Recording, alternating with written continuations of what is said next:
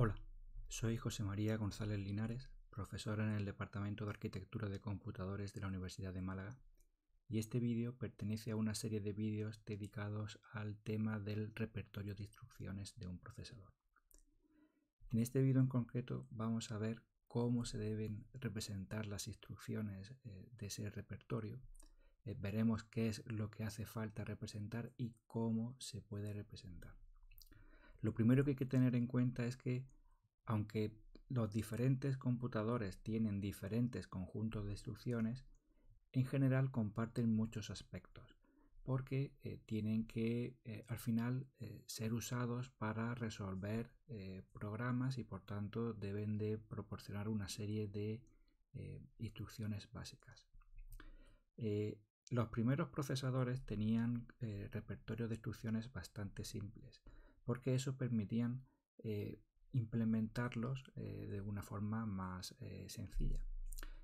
Cuando aquí hablamos de una instrucción simple, no nos referimos a la complejidad de la operación que hace esa instrucción, sino a la complejidad de cómo se obtienen las operandos y la forma de realizar esa instrucción.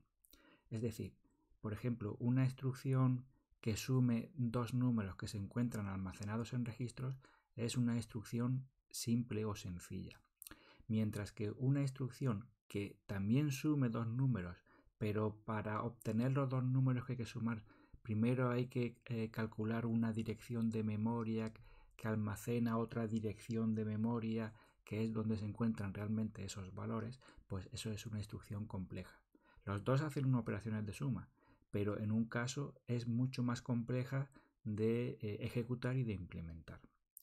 Ya en los años 60 empezaron a aparecer los primeros computadores que tenían instrucciones más complejas con operandos que permitían tener operandos en diferentes posiciones y eran más, por tanto, más complejas de implementar esas instrucciones.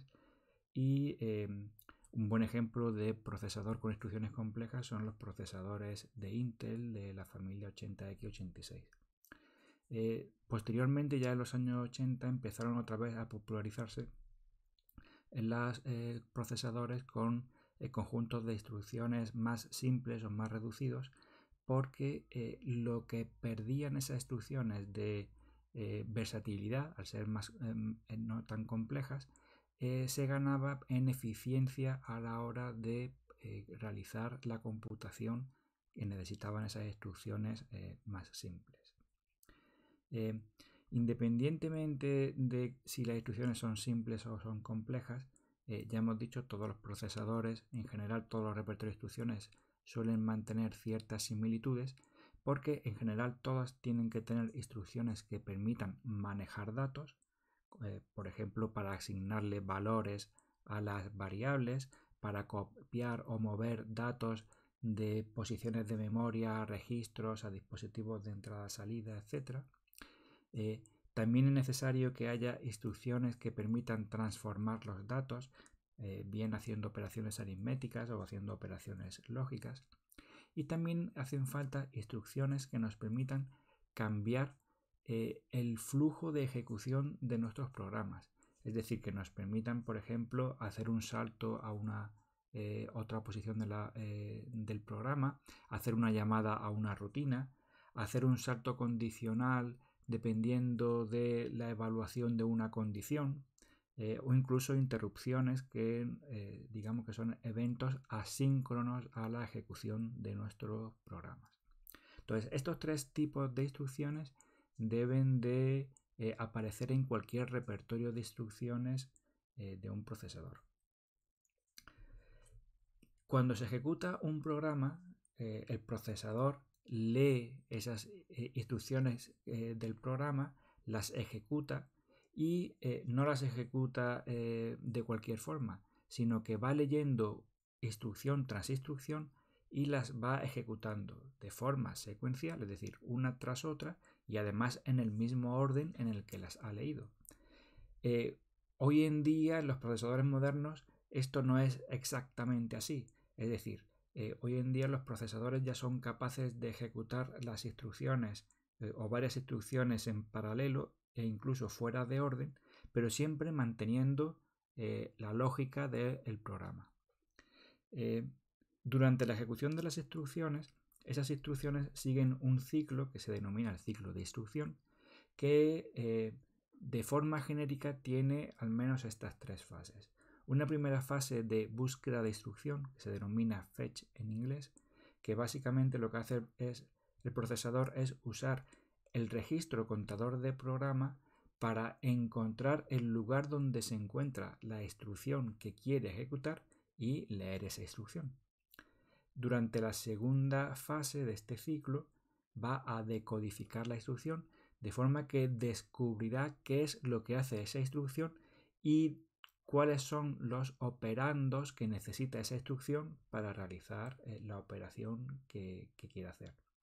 Y ya durante la tercera fase se ejecutará esa instrucción haciendo todas las operaciones que sean necesarias para completar esa instrucción. Y una vez que termine de ejecutar la instrucción, podrá ir a buscar la siguiente instrucción del programa para seguir ejecutándola. A la hora de leer esa instrucción se encuentra almacenada en memoria y como todo en memoria se encuentra almacenado de forma binaria, pues estará compuesta por ceros y unos. En principio, esa secuencia de ceros y unos habrá que interpretarla de alguna forma y eso viene definido por lo que es el repertorio de instrucciones o el nivel del repertorio de instrucciones del computador, lo que se denomina el nivel ISA. Dentro de esa secuencia binaria tiene que haber grupos de bits que indiquen, por un lado, cuál es la operación que se quiere hacer, es decir, si queremos hacer una suma o queremos asignarle un valor a un registro o si queremos hacer un salto. Entonces, ¿cuál es la operación? Hay que indicarlo mediante algún subconjunto de los bits de esa secuencia. Además, habrá que indicar los operandos que va a necesitar.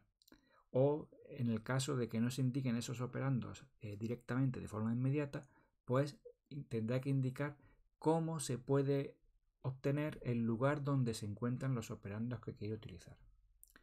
Y una tercera cuestión, una tercera información que muy importante que tiene que indicar la instrucción, esa secuencia binaria, es dónde se encuentra la siguiente instrucción que queremos ejecutar. Es decir, cómo se actualiza el registro contador de programa para que siga apuntando a la siguiente instrucción que queremos ejecutar. Normalmente, si la instrucción es una instrucción normal de transferencia de datos o de manejo de datos, normalmente no tendrá que indicar nada, porque se asume que la siguiente instrucción se encuentra justo a continuación. Pero si es una instrucción que nos permita alterar el flujo de ejecución de nuestro programa, entonces sí tiene que indicar de alguna forma explícita cómo se actualiza ese registro contador de programa.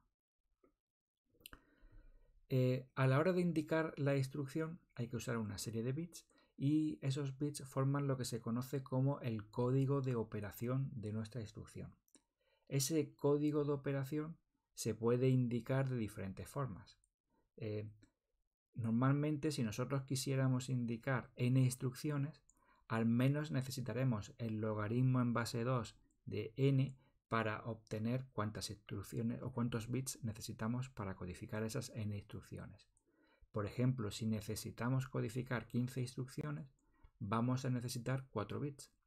Porque con 4 bits podemos codificar hasta 2 elevado a 4, que son 16 combinaciones distintas, nos darían hasta 16 instrucciones distintas que nos permitirían codificar las 15 instrucciones que realmente queremos codificar.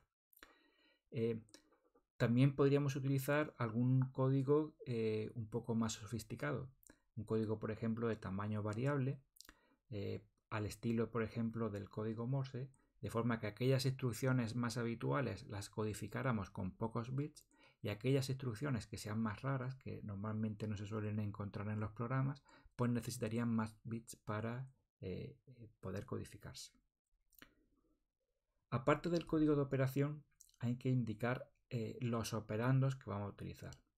Los operandos son los datos que vamos a utilizar durante la ejecución de nuestra instrucción y pueden ser tanto fuente, es decir, los datos con los que vamos a operar, o bien destino, es decir, el lugar donde vamos a almacenar el resultado de la operación.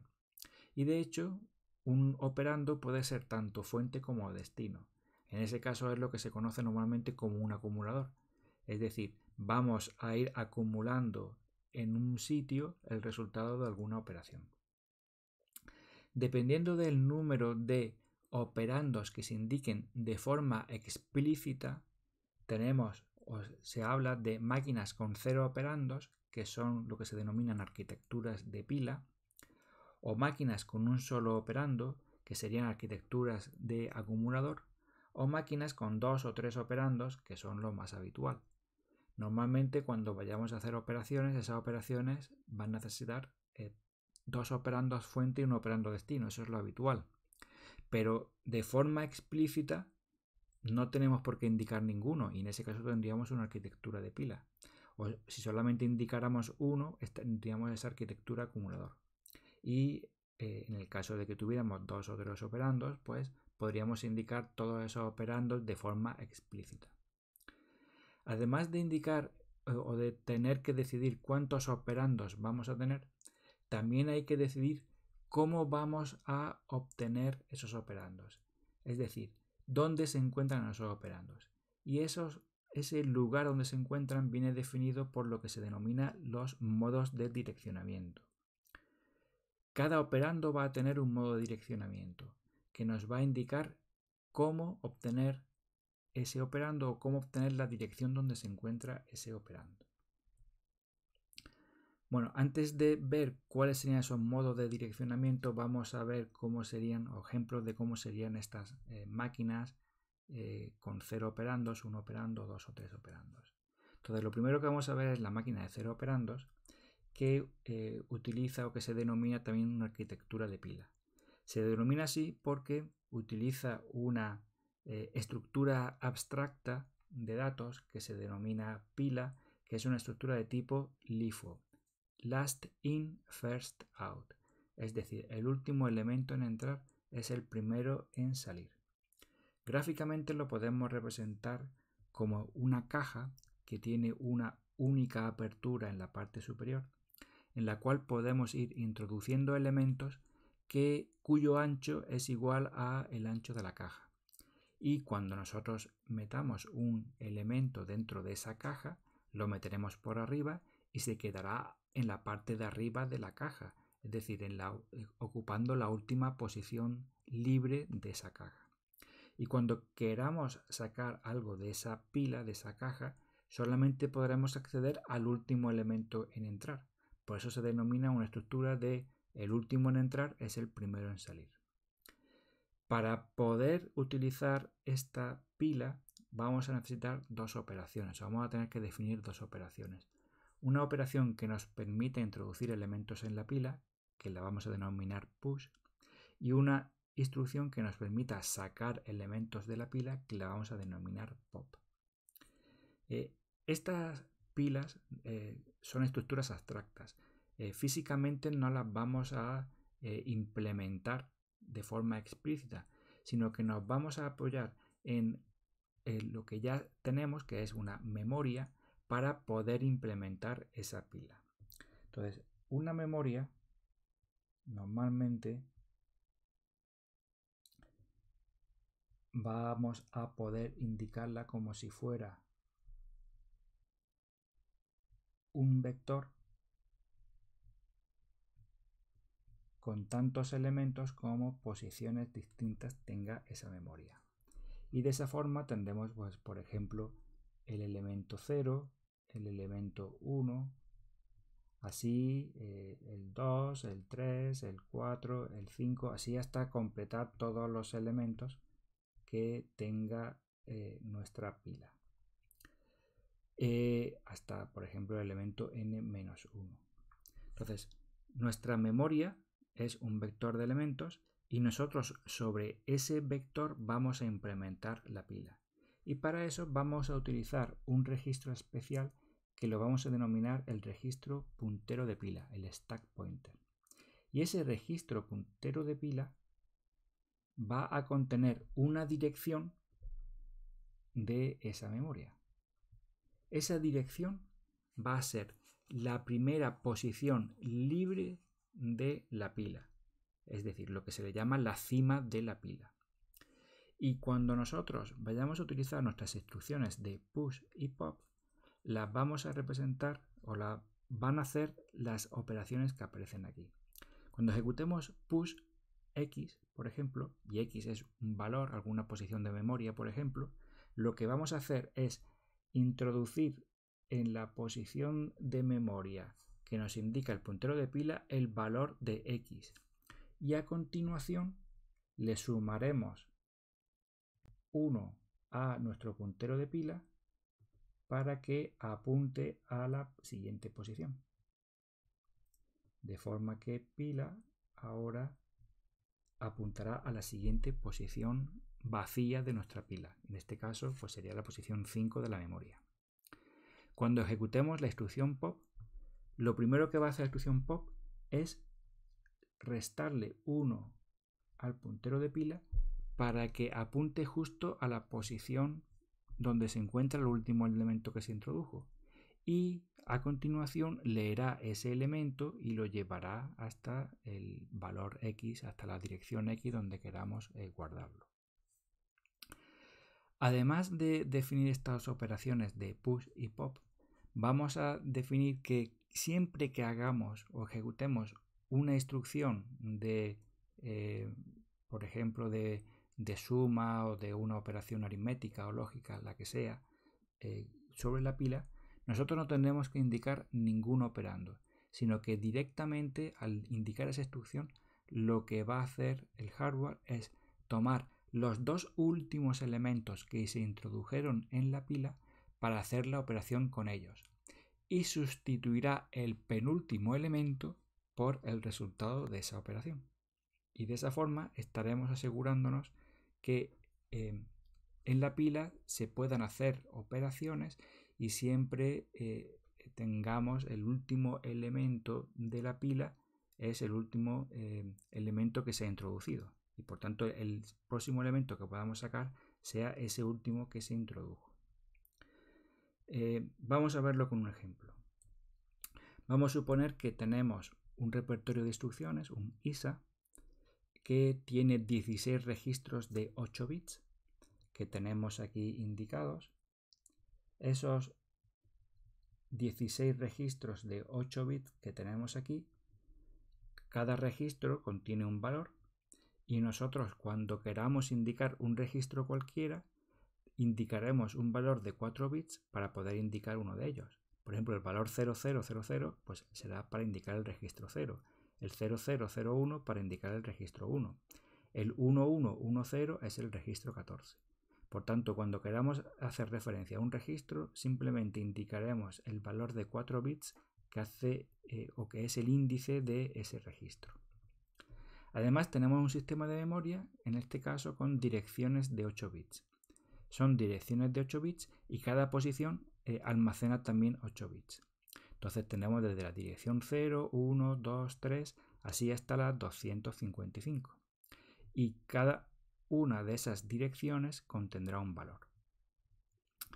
Además nos dicen que el registro R15 es nuestro registro puntero de pila. En este caso almacena un valor de 11111101, que es esta posición de aquí, y por tanto esto nos está diciendo que esta es la primera posición libre de nuestra pila. Y por tanto cuando nosotros metamos cosas en la pila, lo meteremos en esa posición. Entonces, si quisiéramos ejecutar, por ejemplo, este código que tenemos aquí, que primero hace push R2, después push R1, después una suma y después pop R14, pues cuando lo fuéramos a ejecutar, lo primero que ejecutaríamos es la instrucción push R2, que lo que hace es introducir R2 en la cima de la pila y a continuación incrementar el puntero de pila. R2 almacena un valor de 11111101. nuestra cima de la pila ahora mismo almacena un valor de 00000001. Entonces lo primero que va a hacer nuestra instrucción es almacenar ese valor de R2 en la cima de la pila. Y a continuación incrementa el puntero de pila para que apunte a la siguiente posición, porque esta es ahora la siguiente posición libre de nuestra pila. La siguiente instrucción va a hacerlo algo similar, pero ahora con push R1. Entonces va a introducir R1 en la cima de la pila, R1 vale 00000001 y después va a volver a incrementar ese puntero de pila, de forma que ahora el puntero de pila apuntará a la última posición de la memoria. Ahora tenemos que ejecutar la instrucción de suma. La instrucción de suma va a tomar los dos últimos elementos que se introdujeron en la pila y para ello lo primero que hace es decrementar el puntero de pila y coger esos dos elementos. Esos dos elementos los va a sumar y el resultado de esa suma lo va a poner en la penúltima posición de la pila. Por tanto, es como si hubiéramos eliminado los dos elementos que había en la pila y sustituido el penúltimo por el resultado de esa operación. Por tanto, ahora mismo el puntero de pila está apuntando a esta posición, que es la primera posición libre de la pila. Fijaros que no hemos borrado nada de aquí de la memoria. Aquí sigue estando ese mismo valor. Pero desde el punto de vista de la pila, aquí esto es como si estuviera vacío. Esto es una posición libre y si quisiéramos meter algo en la pila lo meteríamos aquí. En lugar de meter algo, lo que vamos a hacer es ejecutar la instrucción pop, que lo que hace es sacar lo que hay en la pila, en este caso 11, 11, 11, 10, y almacenarlo en R14, que ahora mismo almacena un valor de 00000000. Entonces simplemente vamos a decrementar ese puntero de pila y vamos a sacar el valor. Bueno, pues esta es la forma en la que funciona esta arquitectura de pila y normalmente esta estructura de pila se suele utilizar bastante en los programas. Se utiliza sobre todo pues, cuando vamos a hacer llamadas a rutinas, se pasan los parámetros a través de una pila y por tanto es una estructura muy útil dentro del funcionamiento de los programas. Bueno, para poder comparar la repercusión que tienen en los programas elegir diferentes números de operandos para las instrucciones, vamos a comparar los 4 tipos de máquinas que hemos visto, de 0 operandos, 1 operando, 2 operandos y 3 operandos, para calcular la misma operación.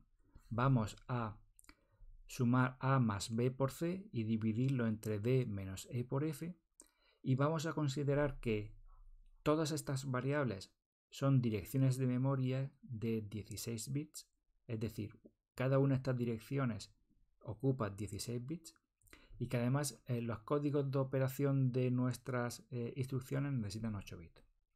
Entonces, por ejemplo, si lo quisiéramos implementar con una máquina que permite 3 operandos en las instrucciones, podríamos indicar 2 operandos de entrada y 1 operando de salida. Por ejemplo, tal y como aparece aquí. Aquí cada instrucción indica primero el código de operación. Normalmente al indicar ese código de operación, los repertorios de instrucciones utilizan lo que se conoce como un mnemónico. Un mnemónico es como una especie de abreviatura de la operación que quiere hacer. Y ese mnemónico normalmente suele estar en inglés y indica, son las siglas de la operación que hace. Por ejemplo, mul pues hace una multiplicación, add es una suma, sub es una resta, subtract, y div es una división. En este caso, para esta máquina, pues han decidido que los 2 primeros operandos que se indican son operandos de entrada y el tercer operando es el operando destino. Así que en este caso lo que hace es multiplicar B por C y almacenarlo en T, que es lo que queríamos hacer en nuestra operación en primer lugar. Después a continuación vamos a sumarle A. Sumamos A más T que teníamos en T, B por C, y lo volvemos a almacenar en T. Con lo cual ahora mismo en T tenemos el numerador de la operación que queremos hacer. Hacemos ahora lo mismo para el denominador, pero almacenándolo en X. multiplicamos e por f, restamos d menos x y ya por último hacemos la división para obtener el resultado final. Por tanto, esta operación que tenemos aquí la hemos implementado con 5 instrucciones y el tamaño de este programa en memoria cada instrucción ocupa 8 bits del código de operación y además 3 operandos, cada uno de 16 bits. En total 280 bits. Si utilizáramos una máquina con 2 operandos, ahora no podemos indicar de forma explícita los 2 operandos de entrada y el de salida, sino que habrá que indicar un operando de entrada y un operando de salida, y el operando de entrada que falta habrá que indicarlo de forma implícita, por ejemplo, reutilizando el operando de salida. En este caso, por tanto, vamos a necesitar, para hacer las operaciones, ir transfiriendo de forma temporal algunos de los valores para poder ir sumándolos o haciendo operaciones con ellos. Por ejemplo, aquí en primer lugar hemos movido C a T. Después vamos a multiplicar B por T y almacenarlo en T. En T ya teníamos C, por tanto lo que estamos haciendo es multiplicando B por C y almacenándolo en T. Después le sumamos A y ya tenemos el numerador. Por tanto, con estas 3 instrucciones hemos obtenido el numerador. En el caso anterior necesitamos 2 instrucciones y ahora aquí estamos necesitando 3. Podemos hacer lo mismo para el denominador y obtener el resultado. Por tanto, ahora nuestro programa, en lugar de tener 5 instrucciones, tiene 7 instrucciones.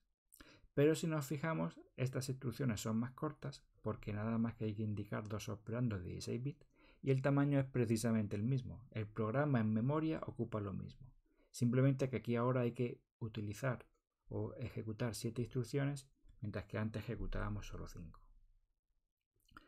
Para el caso de una máquina de un operando, solamente podemos indicar de forma explícita un operando. Así que vamos a utilizar lo que se conoce como un acumulador, que es un registro especial que vamos a poder utilizar tanto como fuente como destino. Entonces, por ejemplo, en primer lugar, esta instrucción loadC lo que hace es cargar en el registro acumulador lo que hay en C. Después, la siguiente instrucción mulB lo que hace es multiplicar B por el acumulador, que ya almacenaba C, y guardarlo en el acumulador. Después hacemos lo mismo sumando A más ese acumulador que tenía el resultado de B por C. Y ya por último guardamos el acumulador en la variable T. Así que con estas 4 instrucciones hemos conseguido el numerador. Hacemos lo mismo para las 4 instrucciones siguientes para obtener el denominador y ya después podemos dividir y guardar el resultado. Por tanto, ahora hemos necesitado 9 instrucciones. Vamos a necesitar más instrucciones que antes, pero estas instrucciones son muy cortas porque solamente cada una de ellas ocupa 8 bits del código de operación y hay que indicar un único operando de 16 bits. ¿Y cómo sería en la máquina con arquitectura de pila? Pues la máquina con arquitectura de pila, para hacer operaciones, utiliza lo que se conoce también como la notación polaca inversa, que es una forma de indicar las operaciones que no es necesario utilizar paréntesis. Básicamente lo que se hace es ir haciendo o ir introduciendo en la pila los valores en el sentido opuesto al que se quieren operar con ellos. Por ejemplo, si queremos hacer A más B por C, pues vamos a meter A, B y C en la pila. Después hacemos mul, con lo cual estamos multiplicando los dos últimos elementos, que era B por C. Y después sumamos, con lo cual estamos sumando A más B por C. Así que con estas 5 instrucciones hemos dejado en lo alto de la pila el resultado de A más B por C. Hacemos lo mismo con D menos E por F para obtener el denominador. Dividimos y ya el pop para guardar el resultado. Ahora hemos necesitado, por un lado, de 5 instrucciones mul add, mul sub y div que no tienen ningún operando y 7 instrucciones que tienen un operando, que son las 6 push y el pop. Este programa en total ocupa 208 bits. Por tanto, este programa, que es el que tiene más instrucciones, aún así es el más corto en memoria, porque esas instrucciones tienen pocos o ningún operando. ¿Qué es mejor, tener muchas operandos o pocas operandos? Bueno, pues tienen sus ventajas y sus inconvenientes. Si tenemos muchos operandos, los programas en general van a ser más cortos, es decir, van a tener menos instrucciones, y las instrucciones van a ser más potentes porque podrán hacer operaciones algo más completas, pero a cambio vamos a tener instrucciones muy largas que puede que se ocupen mucho en memoria y que además cada vez que queramos traernos una de esas instrucciones desde la memoria, pues tardaremos más tiempo. Y además, cuando queramos interpretar esa instrucción, la decodificación también será más compleja. Entonces tiene sus ventajas y sus inconvenientes y normalmente hay que llegar a algún compromiso entre ellas. Ha habido diferentes implementaciones a lo largo de la historia de procesadores con 0 operandos, 1 operando, 2 y 3 operandos. Aquí en esta tabla podemos ver algunos ejemplos. Procesadores con arquitectura de pila normalmente han estado sobre todo dedicados a el desarrollo de alguna calculadora, como por ejemplo la calculadora de Hewlett-Packard, que permitían implementar esta notación polaca inversa y podían utilizar por tanto esta arquitectura de pila. Como ejemplo de procesador de acumulador, pues está por ejemplo algunos de los primeros procesadores de Intel y de Motorola, como el i8008 y el MCS 1800, o el Z80, que también tuvo bastante éxito en los años 80. Y luego tenemos los procesadores con 2-3 operandos, que son los más habituales. Y hay ejemplos de, dependiendo de el número de operandos, de esos operandos explícitos que estén en memoria, pues tenemos ejemplos como por ejemplo los procesadores IBM 360, que es un procesador que sus primeras versiones aparecieron en los años 60 y permitía tener hasta 3 operandos en memoria. Es un procesador, un ejemplo de procesador con instrucciones muy complejas. Por ejemplo, los procesadores 80x86 de Intel pues permiten tener hasta 1 o 2 de los operandos en memoria. Y luego tenemos procesadores de simples, de conjunto de instrucciones simples reducidos, que empezaron a aparecer a partir de los años 80, como los procesadores MIPS y diferentes otros procesadores como los Spark, los Power, los Alpha, y hoy en día pues los ARM también se pueden considerar como procesadores de tipo RISC, de tipo reducido. Aparte de determinar cuántos operandos vamos a necesitar en memoria, también hay que indicar dónde se encuentran cada uno de esos operandos. Ya hemos visto en el ejemplo anterior que hay operandos que pueden estar en memoria o no. Entonces, dependiendo de cómo indiquemos el lugar donde se encuentra el operando, estaremos usando un modo de direccionamiento u otro. Los modos de direccionamiento más habituales son el modo de direccionamiento inmediato, en el cual el valor que queremos usar se encuentra almacenado de forma inmediata dentro de la propia instrucción. Por tanto, no hay que ir a ningún sitio para obtenerlo, se encuentra dentro de la propia instrucción. Otro modo de direccionamiento bastante habitual es el modo de direccionamiento a registro o directo, en el cual lo que indicamos, para indicar el operando, lo que indicamos es un registro que es el que almacena el valor que necesitamos. Otra opción es indicarlo de forma absoluta mediante una dirección de memoria absoluta, que es la que contiene ese valor. Esa dirección, por tanto, hay que indicarla de forma completa. Otra posibilidad es no indicar esa dirección de forma completa, sino indicarla de forma relativa mediante, por ejemplo, una dirección que se encuentra almacenada en una base, un registro base, por ejemplo, más un desplazamiento a partir de esa dirección base. De esa forma, para obtener la dirección donde se encuentra el valor, hay que hacer una operación para obtener esa dirección.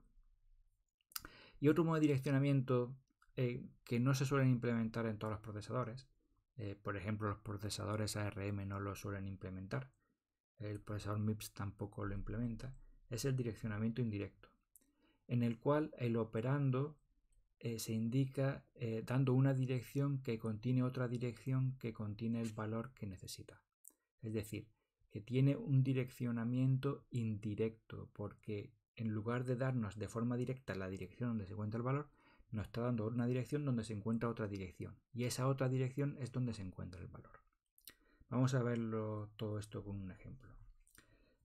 Igual que antes, vamos a considerar que tenemos un banco con 16 registros y un sistema de memoria con 256 direcciones, y a la hora de indicar las instrucciones vamos a indicar instrucciones mediante el código de operación, que sería en este caso AND.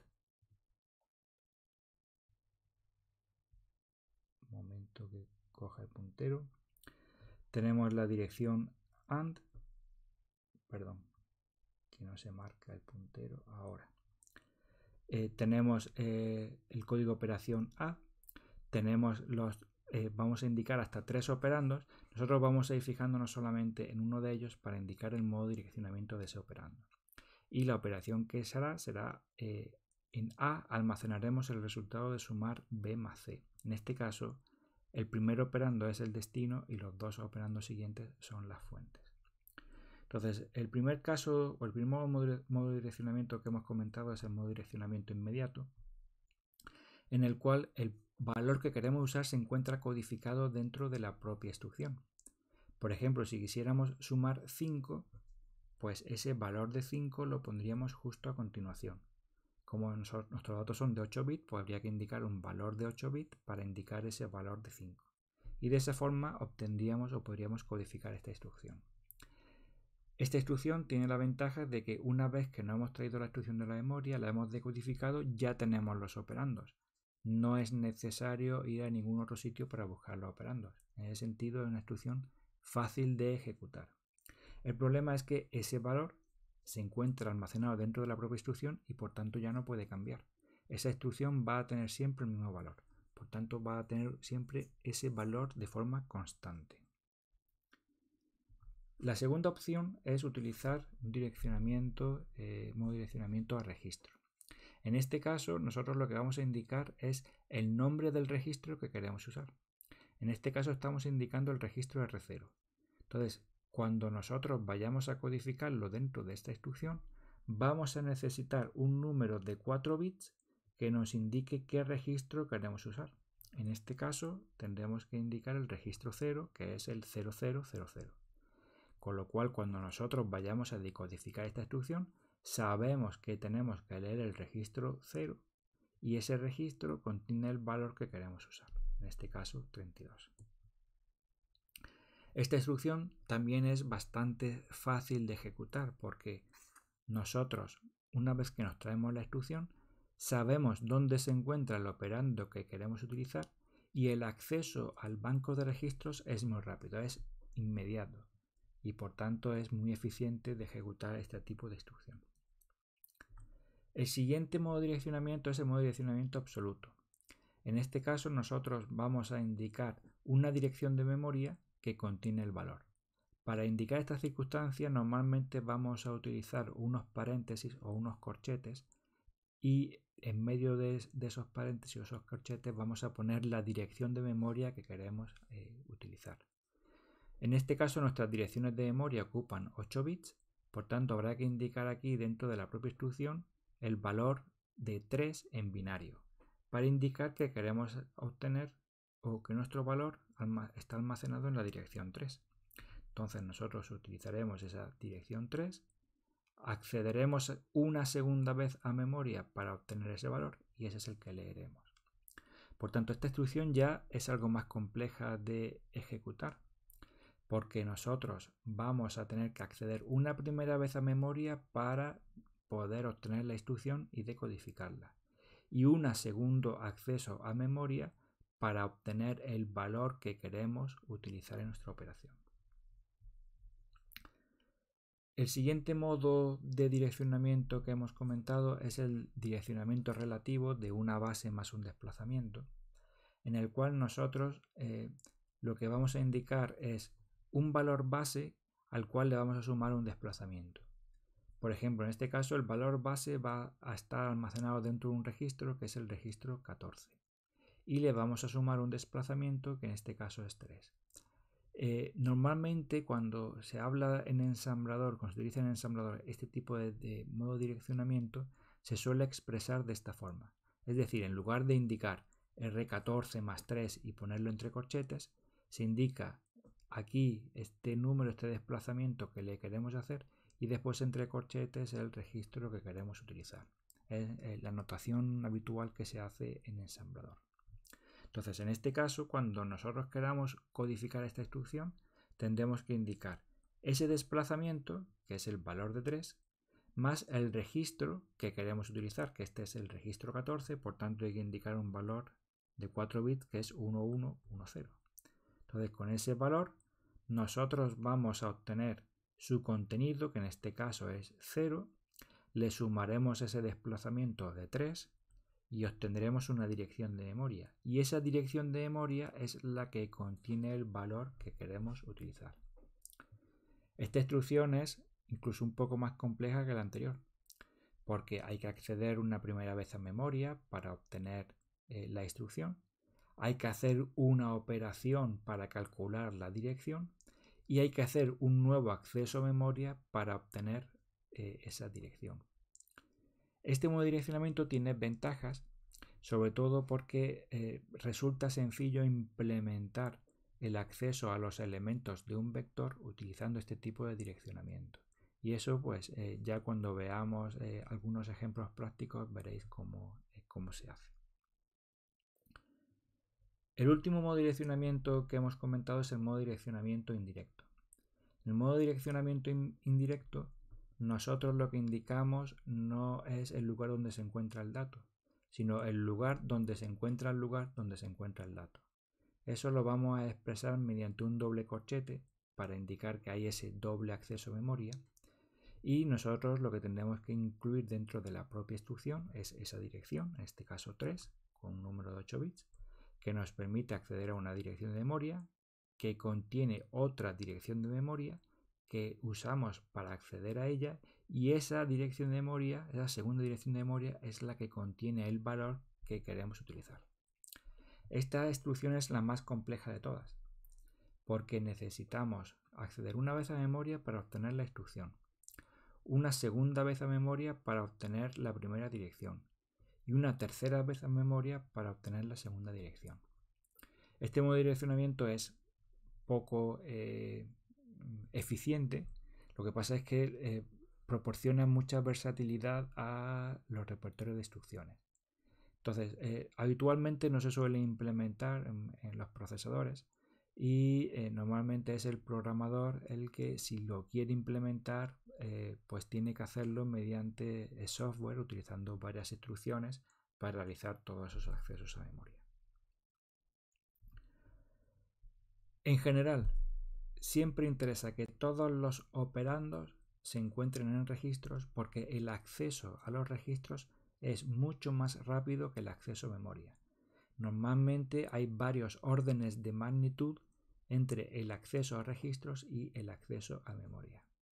Además, esos operandos de registros que están en registros normalmente son más cortos, ocupan menos espacio en la instrucción, porque el banco de registros es bastante limitado, normalmente suele haber varias decenas de registros, por tanto no hay que indicar o no hacen falta muchos bits para indicarlo, mientras que las direcciones de memoria en un procesador normal pues suelen ser de 32 o de 64 bits, entonces son mucho más mayores.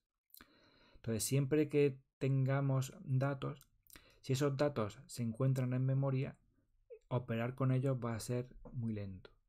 Y de hecho normalmente lo mejor es traerse esos datos desde la memoria hasta registros y operar sobre los registros. El problema es que el número de registros está limitado, no hay tantos registros como queramos. Así que hay que intentar mantener el uso de esos registros de la forma más limitada posible. Y por tanto aquellas variables o aquellos valores de memoria que vamos a usar mucho los introduciremos en registros y aquellos que se han usado menos habitualmente los dejaremos en memoria para no desperdiciar registros con datos que vamos a usar poco frecuentemente.